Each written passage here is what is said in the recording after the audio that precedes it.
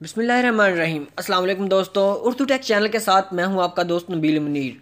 और आज हम आपके लिए लाए हैं व्हाट्सअप की एक शानदार ट्रिक की, या हम इसे कह सकते हैं कि व्हाट्सअप ने एक नया फीचर अपडेट किया है। इस फीचर को इन्होंने इसी वीक में वो अपडेट किया है।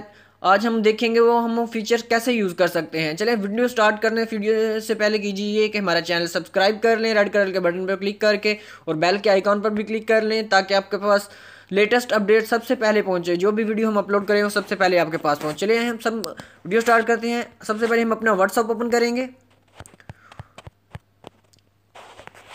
व्हाट्सअप में अब हमने किसी को भी मैसेज करना है। अगर देखें हमने इधर मैसेज करना है, ये मैसेज करते हैं, कुछ भी एक इमोजी सेंड करते हैं।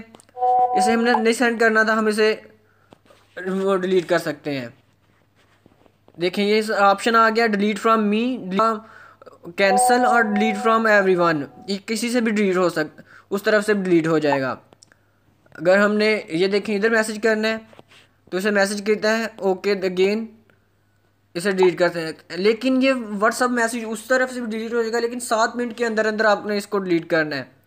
अगर आप डिलीट फ्रॉम मी करेंगे सिर्फ आपकी तरफ से डिलीट होगा, डिलीट फ्रॉम एवरीवन करेंगे लास्ट से वाला तो ये दूसरी तरफ से भी डिलीट हो जाएगा।